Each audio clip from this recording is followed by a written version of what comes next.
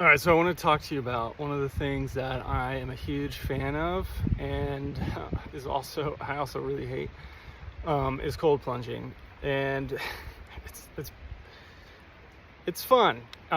It's definitely mostly a mental game because you're just telling yourself the whole time, I can't do it, I can't do it.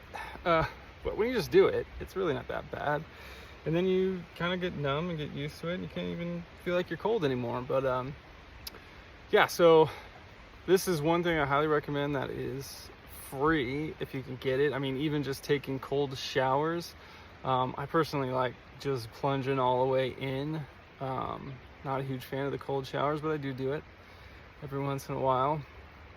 But yeah, I mean, it's great for inflammation, muscle recovery, boosting your immune system, boosting your energy levels.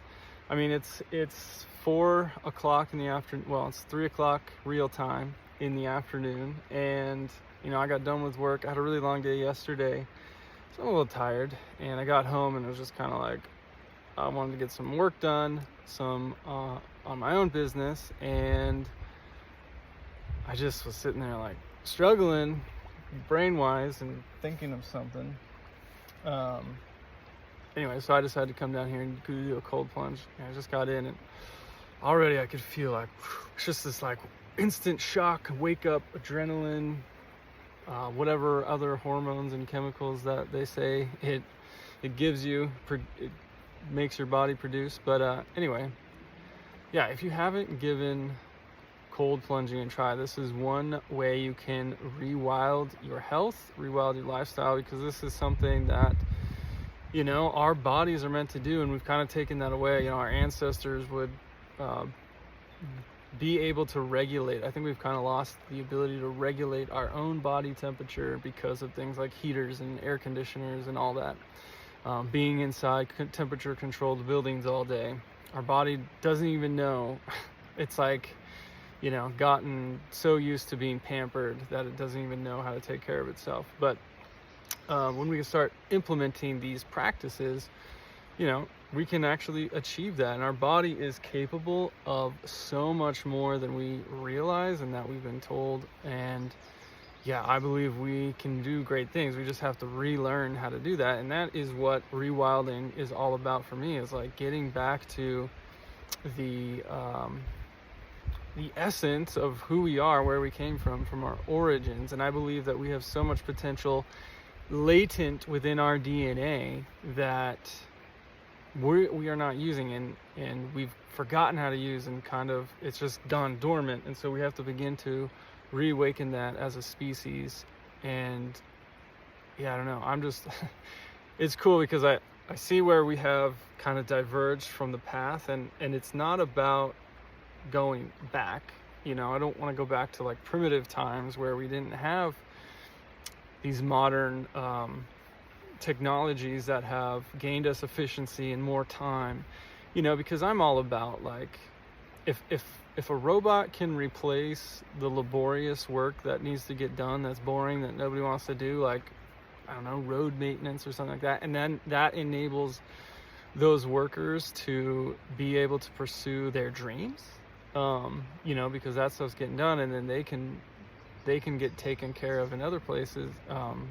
They can make money doing the things that they love doing instead of settling for something like that. Then I'm all for that.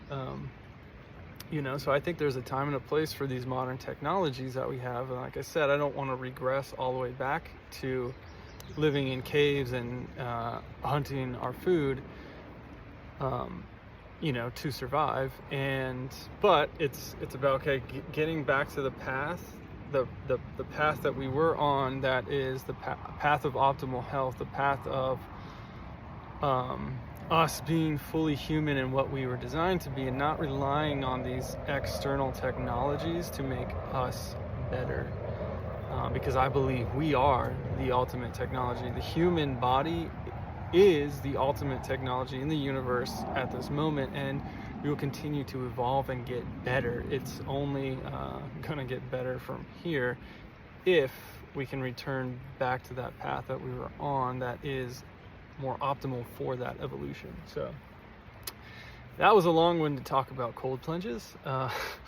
didn't really expect to go into that much detail, but just kind of came out. So here we go. But anyway, cold plunges are one of the original ancestral technologies that puts our body into, I believe it's called homeostasis.